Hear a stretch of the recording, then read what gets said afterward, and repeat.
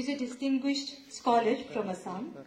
He is widely known for his extensive range of academic research in his field of cultural history of Assam and ancient Assamese literature. He also specializes in the epic and bhakti traditions and Shankadeva studies, with special reference to the artistic expressions born of the epoch-making bhakti movement of Assam. Beginning his professional career in All India Radio as a senior executive, he later moved to teaching and research. He taught English and Assamese literature in DK College, Mirza and Guwahati University, and later cultural studies at Tezpur University, where he was also the Dean of School of Humanities and Social Sciences. An acclaimed cultural activist and scholar, Professor Mahanta Sir is also associated with a number of institutions of the state and the country. Professor Mahanta Sir, he is an author and editor of numerous publications in English and Assamese. Some of his books are The Shankadeva Movement, Its Cultural Horizons, Vaishnavite Music of Assam, Its Institutionalizations and Performative Context, Cultural Studies, Perspectives from Northeast India, and many more. Let's welcome him with a big round of applause.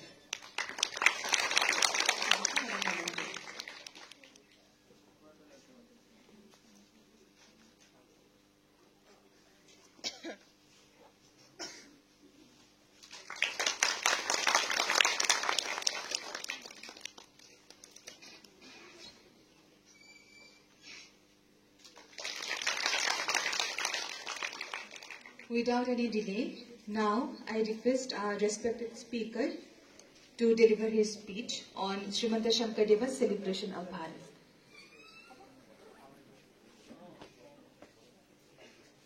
For your kind words on me. Adaraniya Adhyaks Professor Rajdesh Mishra ji, आदरणीय सभी विद्वानजन, आप सभी को सादर प्रणाम। Let me first begin in a few words in Assamese, being my mother tongue. Bharat Bodh तथा Ishan bother महत्वपूर्ण এই প্ৰয়াসক মই গভীৰভাৱে স্বাগতম জনাইছো আৰু এই confluence of ideas, confluence of minds, এই বিভিন্ন সামগ্ৰিক প্ৰয়াসৰ মাজেদি যিটো অনুষ্ঠানৰ আয়োজন কৰা হৈছে তাৰ মাজত ভাগ ল'বলৈ পাই মই গভীৰভাৱে সন্মানিত বোধ কৰিছো। মই মোৰ সীমাবদ্ধতা সত্ত্বেও কোনো বিশেষ ব্যাখ্যালৈ যাব খোজা নাই। অসম তথা ব্ৰহ্মপুত্ৰ উপত্যকাৰ সুদীৰ্ঘ হাজাৰ বছৰ জোৰা যিটো যাত্ৰাপথ, সেই যাত্ৰাপথৰ স্তৰে স্তৰে কেনেধৰণে ভাৰতবোধ ৰঞ্জিত হৈ আছে, প্ৰতিষ্ঠিত হৈ আছে আৰু সামাজিক মনক, এটা সোশ্যাল মাইণ্ড, সামাজিক মনক কেনেধৰণে সেই ভাৰতবোধে যুগে যুগে অনুপ্ৰাণিত, গৌৰৱান্বিত আৰু এক প্ৰকাৰ ভাৰতবৰ্ষৰ সামগ্ৰিক সত্তাৰ সৈতে কেনেধৰণে অংগীভূত কৰি আহিছে, in spite of the fact that this part of the country was never and never a part of the political geography of India. Tahani dinor pray among jimanor prami hakho paun, itihachor hakho paun. He hakho amak praman diye je ponchom shotikar para jibur lipi, tamrolipi hok, hilalipi hok, সেই লিপিসমূহৰ মাজেদি প্ৰতিভাত হোৱা ভাৰতীয় বোধৰ স্বাক্ষৰ কেনেধৰণে চলি আহিছে তাৰ সামান্য আভাস দিবলৈ মই চেষ্টা কৰিম মোৰ সীমিত জ্ঞানেৰে। পুনৰবাৰ আপোনালোক সকলোকে মই নমস্কাৰ জনাইছোঁ, শ্ৰদ্ধা জনাইছোঁ আৰু মোৰ এই সামান্য দুআষাৰ সম্পূৰ্ণ নহয়, স্বাভাৱিকতে মোৰ সীমিত জ্ঞান সীমাবদ্ধ অভিজ্ঞতাৰ লগতে কিছু কথা ক'বলৈ চেষ্টা কৰিম। তাত ত্ৰুটি আৰু বিচ্যুতি স্বাভাৱিকতে থাকিব। সন্তৰ ক্ষমাসে ভূষণ বুলি মহাপুৰুষ শংকৰদেৱৰ শিষ্য মাধৱদেৱে কৈ গৈছে। গতিকে সেই সন্তৰ কৃপালু গুণেৰে মোৰ এই বঢ়াটোতাক আপোনাসকলে ক্ষমা কৰিব। মহাপুৰুষ শংকৰদেৱে কেইটামান অত্যন্ত গুৰুত্বপূৰ্ণ কথা ভাৰতবোধৰ দিশত আগবঢ়াই গৈছে। তাৰে এটা বাণী মই আপোনাসকলৰ আগত প্ৰথমতে নিবেদন কৰি ল'ব খুজিছোঁ। শুনা ভাৰতৰই যেন পৰম মহিমা। Coming to another quote from recent years, I would like to quote for you. Vyartham sundarya karanasya अन्वेषणम भारतीयेषु जीवेन पूर्ण सम्मिलित कला. So said two of the thinkers of two different periods of our nation. The first singing the glory of Bharatavarsha from this land of Assam and Northeast for that matter during the medieval period, bathing in the stream of bhakti flowing from other parts of Bharata, and the other Sanskrit quote, the other celebrating the perennial beauty, greatness and the Ananta Pravaha of Indian art in the last century, in which the verve and vigor, the spirit and soul of Bharatavoda is imminently glowing.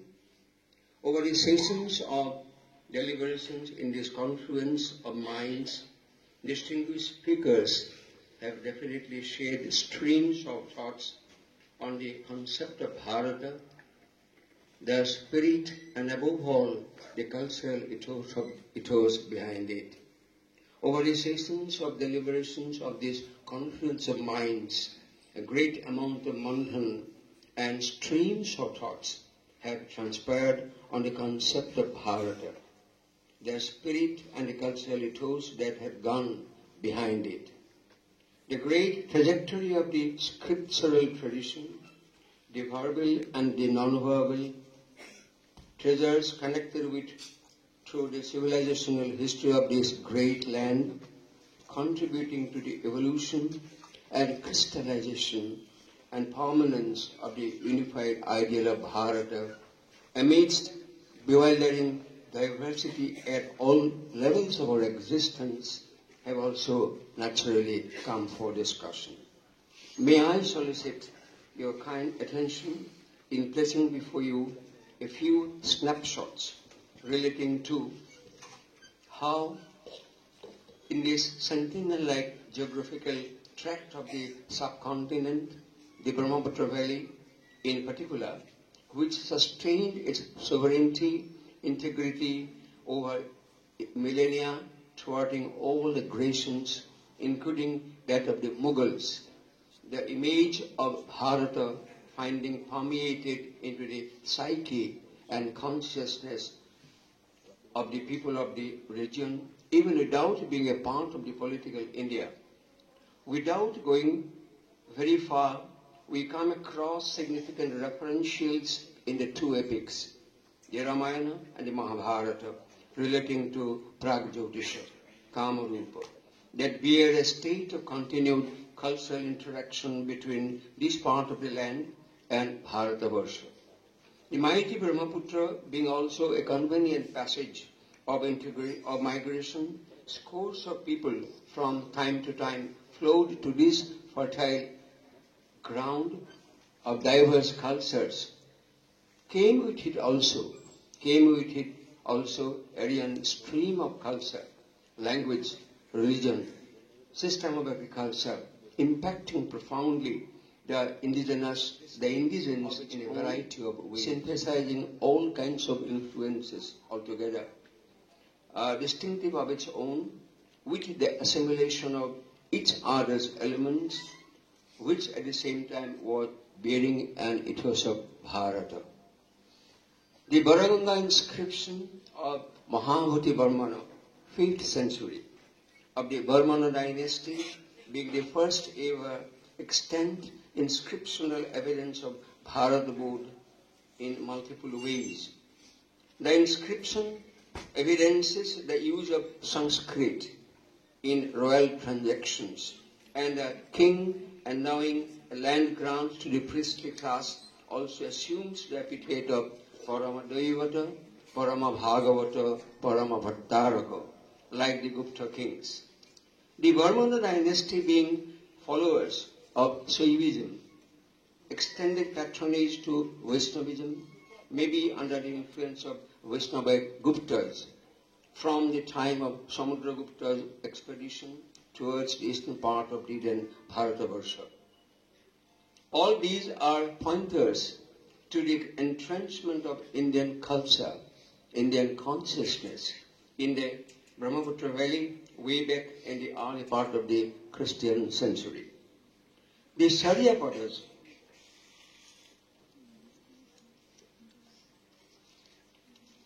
another chapter of cultural interaction in this particular context between Bharata and Kamarupa comes to light with the friendship and mutual goodwill between the Kamarupa king Kumara Bhaskavarmana and Harshavardhana of Thaneswar in 7th century. In deference to the desire of the Kamarupa king Bhaskaravarmana, Harshavardhana sent even sung the Chinese pilgrim to the court of Kamarupa monarch, and he was accorded welcome as a royal guest. Bhaskaravarmana, being a Shaivite, also attended the Buddhist Mahasammelan organized by Harsha, exuding honor from the epic and the Puranic tradition finds magnificent expression in the epic poetry of a galaxy of poets belonging to the 14th century in chiseled Assamese verse tinged with Vaishnava thought. Deriving from the two epics and the other Puranic sources, these illustrious composers, I would like to name a few of them: Ham Saraswati, who wrote Prahlada Sarita; Harivara Vipra, who wrote Lavakusa Juddha, and Vapurvahana Juddha from both the Ramayana, adapting the material taken from both the Mahabharata and the Ramayana. Madhava Kundali, the greatest in the constellation, who composed Saptakanda Ramayana. I would like to refer to a particular point of interest that in the whole range of Indian subcontinent, the Ramayana and the Mahabharata traveled to different parts of the country and also beyond. And there was a kind of easy passage for both the epics, just in contrast with the travel of the Bible in the Western countries. The Bible, in the process of getting translated to different European languages, English languages in particular, was confronted with a great amount of hostility and violence. Such kind of hostility, such kind of aberration, such kind of violence did not ever occur in the quiet, smooth, peaceful passage of the travel of both the epics and also the Puranic tradition in India. Particularly during the Bhakti movement, all of us are quite aware of the fact that the two epics and at the same time the Puranic material, the great Puranas, got translated to different languages of the subcontinent in the regional versions. What I want to say, in the whole transaction of the Ramayana and the Mahabharata getting translated to regional languages, Ramayana was first translated to a non-Sanskrit language, Tamil, in the 19th century by Kamban, the great Tamil poet. And for the first time in the whole range of translations of the Ramayana into a non-Sanskrit language, Madhava Kandoli stood second to Kamban. The other translations of the Ramayana got to the regional languages came later. That way also Assam stands quite distinctively in the translation of the Ramayana. Magnificent expression in the epic poetry of the galaxy. Yes, I have already. Rudra Kandali, Satyaki Pravesha, again from the Mahabharata, writing under the patronage of various monarchies of their time in the valley. Like my previous reference, the poetry of the age to have several reflections, not that simply that they were translated to Assamese, they had various implications. Assamese as a higher form of language of epic poetry, inspirited by Sanskrit, flowered in the hands of these illustrious composers. Indian epic and Puranic tradition not alone found deeply entrenched in the social mind, but was an inspirational source for the man of the muses to pen their thoughts with imaginative handling of the epic and Puranic material set to the nuances of the soil. The monarchies of the time extending patronage to the poets, constituting the Indo-Mongoloid in particular, Indo-Mongoloids in denomination were too lovers of Sanskrit learning, including that of epic and Puranic traditions. Not to speak of Valmiki's Ramayana and Vyasa's Mahabharata, traveling to this part of the country quite early. Even the Jaimini Ashwamedha finds a placement in the rendition of the Mahabharata episodes. The celebration of Krishna as Vishnu being the supreme god, as idolized in the Mahabharata itself, comes to be played upon the Assamese poets, including Rama as the god incarnate in Madhava Kandali's Ramayana, presaging the advent of Vaishnava thought and creed in Kamarupa in those early centuries. I have felt it worthy in foregrounding the nature of this interactive discourse relating to Bharat both in the consciousness of Pragjyotisha Kamarupa since the mythical years down the ages. Celebration of Bharata has come to be a phenomenal expression in the whole journey of the Bhakti movement in Assam, the general stream of which flowing from the medieval India, medieval Bharata, led by Srimanta Shankaradeva, 1449-1568, the great saint and preacher, poet and playwright, philosopher and reformer, artist and composer, all roll into one. Shankadeva's glorification of Bharatavarsha, invoking it as a sacred land, Punyabhumi, profusely spread in his works, is an uncommon feature in the realm of medieval Indian bhakti literature.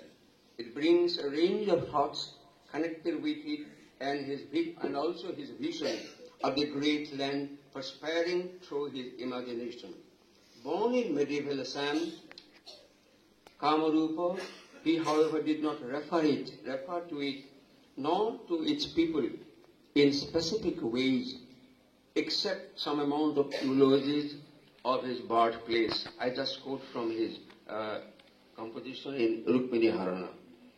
Borodova name gramo, hasya matsya anupamo, Lohitara ati anugura. Nearby the Lohitya, the Brahmaputra, also known as the Red River, is a village of Bordova, flourishing with crops and fishes. And also his father, he refers to his father, remembers his father, Kusumbar Bhuya, describing him as Vangshote Prakhata, Gandharva Hakkata, in his Rukmini Harana, as I said. Famous, he was in the ancestry and adept in fine arts like heavenly minstrels. Thus, drawing an image from Indian myth of heavenly minstrels. Yet, he walked, although he did not refer to his people and his own particular land, that's Kamarupa or Assam, or that came to be called later. But for the whole of his life, moreover, most of his works, including the Bhagavata, renderings were set to the language, social and cultural ecology of the land to which he belonged. The way a noted historian of the last century, K.M. Panikar, hailed Shankardeva to have taken Assam to India and brought India to Assam, the Bhakti saint and composer, through his exemplary life and works, built a fine-spun edifice of a two-way cultural passage between the Bharata of his imagination and his own land, which was not a part of the political geography of India in the past, nor during his own time, as I just said.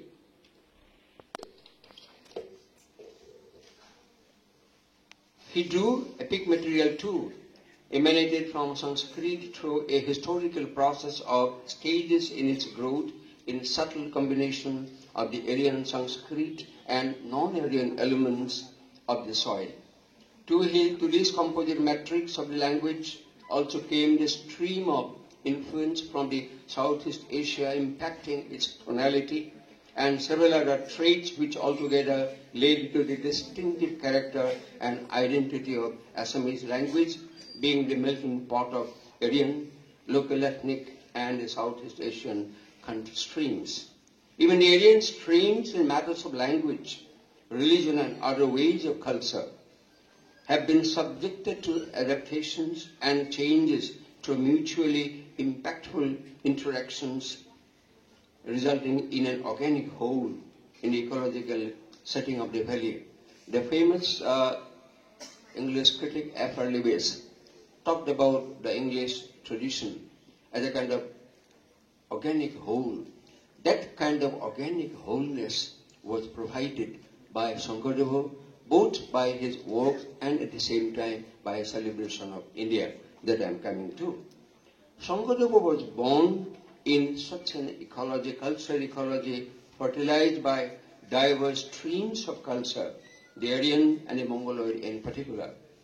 The Baromia principality to which he and his forefathers belonged was also constituted of people belonging to diverse racial groups.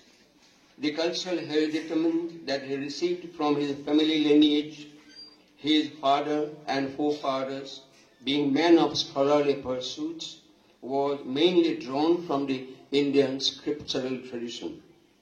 Till his time, India in general, as based on popular historical evidence, passed through the great empires of the Mauryas in the pre-Christian era, the Guptas in the early Christian era, that marks the high watermark of ancient Indian culture, reaching perfection which it never was able to, which never again to attain.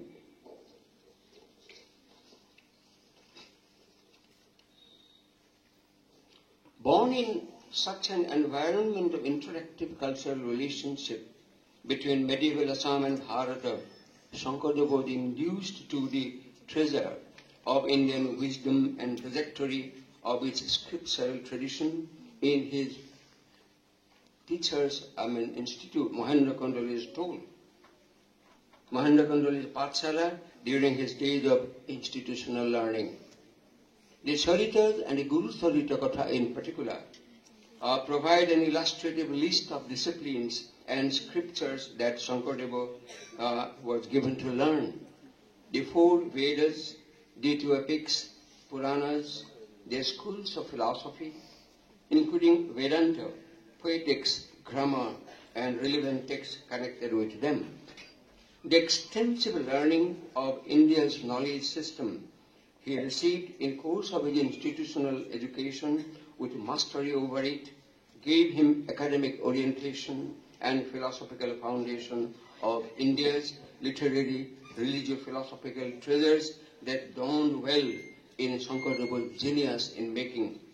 The long pilgrimage he undertook at the age of 32 years, visiting many shrines of the Holy Land and the receipt of the Bhagavata Purana made a profound impact, all crystallizing his thoughts and future mission, which too came from the ocean of India's wisdom. With his meditative and creative mind and imagination, he reformulated what he received from that vast treasure in terms of religion and philosophy, aesthetic principles, and their expressive forms. He transformed them to concrete ways and devised his artistic expressions in synchronization with the ingredients drawn from the Laukika so as to transmit them to the large mass of people and to sensitize them of the Ahlada Laukikam inlaid in the forms. With a view to sharing the configuration of Bharatavarsha that he had in his imagination and disseminating the spiritual wisdom of the sacred land, Shankardev went on invoking and praising the glory of the land in almost all his works. Practically in each and every work he has laid the glory of India in soulful voice. All his works and also glorifying human birth in this Punya Bhumi. His glorification of Bharata, bathing himself in its glory, finds chiseled expression in most of his works. As I said, the Bhagavata Purana renderings, his other poetic compositions like the Kirtana, the devotional hymns, replaced in a variety of contexts. In translating the Bhagavata Purana in different books, he translated, rendered himself 8 skandhas of the Bhagavata Purana, and in addition to that, drawing material from the Bhagavata itself, he also added two other scriptures. One is Anadi Patana, describing about the cosmological view of the entire universe. In that Anadi Patana, he profusely illustrated upon the concept of the glory of, the greatness of, the sacredness of India, and at the same time, human birth being born in this Punya Bhumi. Hobatu odhiko itu bharata borikho, jato janma labhibako devoru horikho. Nolagayo amako sorgo kolpo hima korite bawe kidhi. Bharator nore asoi koto punya hori, tahambako kenomote tusto bhoila hori. Ratri dine ami bansha koru jako lagi, heno bharatako paile kino punya nidhi. And in this way, practically in all the, scriptures, all the translations, in his plays, in his poetry, that way he went on praising, glorifying India in so many different ways. I'm just putting the translation of the above verses. Bharatavarsha of utmost value among all other matters. Even gods aspire to have the pleasure of taking birth in the land. I do not aspire for stay in heaven, nor in any corporeal bounds. I want to be born in Bharata, even though life ends early. Still, taking birth in Bharata like having newer treasures of wealth, where pursuit of bhakti, even of shorter period, brings fulfillment. Having earned the great amount of piety, man is born in Bharata. Having earned the great amount of piety, man is born in Bharata. It is a wonder how to reward man of this Hari, of this land, because Hari is so much pleased. What I aspire day and night is to be born in Bharata that will amount to what an amount of piety.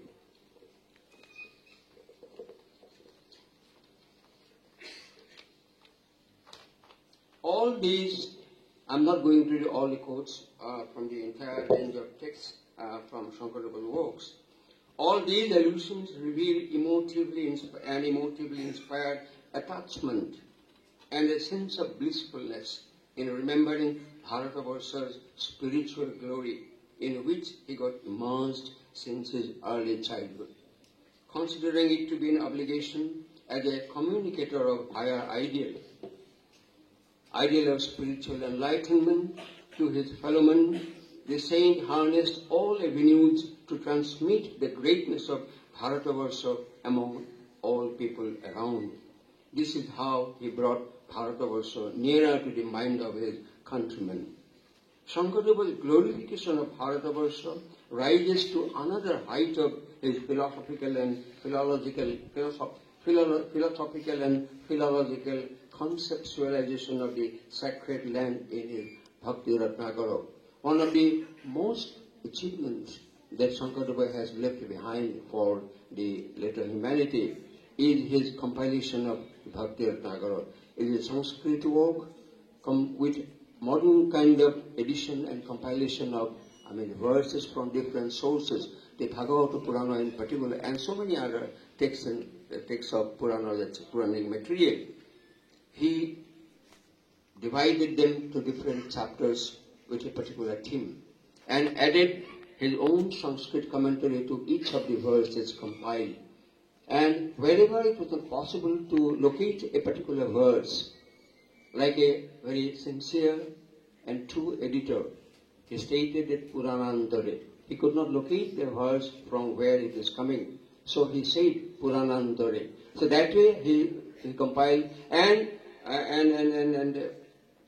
yes, as referred to on an earlier occasion, Shankardeva culled the material from a variety of corresponding treatises, the Bhagavata Purana to be more specific, for support and to validate his contentions of bhakti and its varied aspects. In systematically organizing the 38 chapters of the treatise under various titles, with verses connected with them, supplemented with his own commentaries on the source material in Sanskrit, the editor, redactor, commentator names the chapter 36 as Bharata Bhuprashamsa. He organizes the chapter with 10 verses drawn from the Bhagavata Purana and 2 from the 10 verses from the Bhagavata Purana and 4 other verses from the Vishnu Purana, which to speak of the greatness of Bharatavarsha on different counts. In all these chapters, while verses are not of his own compositions, the stamp of his scholarship and wide-ranging canvas of his studies lie in the handling of the material by redacting and suitably appropriating them to the thought process that go into the body of the entire text. The commentaries that he supplemented to them bear the mark of his understanding and explication of philosophical and theological thoughts that go into each of the verses culled. With care, the commentator acknowledges the sources of the culled material. Where it was not possible to cite the source, the editor-redactor referred to them as Puranantare, as I just said, as to have been drawn from a source other than the Puranas. The adoption of austerity in methodology in this compilation is another significant dimension of Shankardeva's scholarship as expressed in the Bhakti Ratnakara. The chapter on Bharata Bhuprashamsa begins with a verse from the Bhagavata Purana that celebrates Bharata as an ideal site of earning piety. Aho, I am quoting, Aho amisham kimakari shobhanam prasanna esham siduta swayam harehi yerdanma sabdam nrishu bharatajire mukunda shuvakavai poikam spriyahina. As heaven has its oaths, the gods praise Bharata as the proper place of earning piety. On what virtues have all these people earned to be born in Bharata in human body? appropriate to the worship of Mukunda, which we so much desire. We know that Hari himself is pleased with them even without any sadhana on their part, for such piety is rare to have. I'm not quoting all the verses. His two pilgrimages undertaken in the early and later parts of his life, and visiting many sacred sites of the great Bharatavarsa, in addition to glory references in his writing, were also a kind of homage to Bharata as a Punya Bhumi. It's really memorable that as I just cited, he made his first pilgrimage in his 32 years of life, 32 years of his age, early pilgrimage, in which he spent practically 6 months all over India, particularly for a longer time in Sri Jagannatha Kshetra. And at the same time, towards the last part of his life, when he was around 90 more, he undertook the second pilgrimage and spent most of the time in Jagannatha Kshetra. Because of the sense of respect to the greatness of the Punya Bhumi, that is Bharata, he perhaps undertook these two pilgrimages, in spite of the fact that the latter pilgrimage was quite, in late of his life. Shankaradeva, principal apostle, Madhavadeva, 1596, a prodigious poet, playwright, and composer himself, like his guru, celebrates the greatness of India in his devotional hymns and several other places. Dhanna dhanna kolikalo, dhanna narodamabhalo, dhanna dhanna bharata boriho. And in several contexts in his great work, considered as magnum opus of his entire range of works, that is the Namghoha. Discussion, I would like to submit that the image of Bharata as a land far above the idyllic heaven that he placed in the consciousness of the people at large can also be taken as a foundation of politico-cultural discourse, as well as an illuminating ideal of national integration in today's context of looking at and building Bharata as a glorious nation. Thank you so much.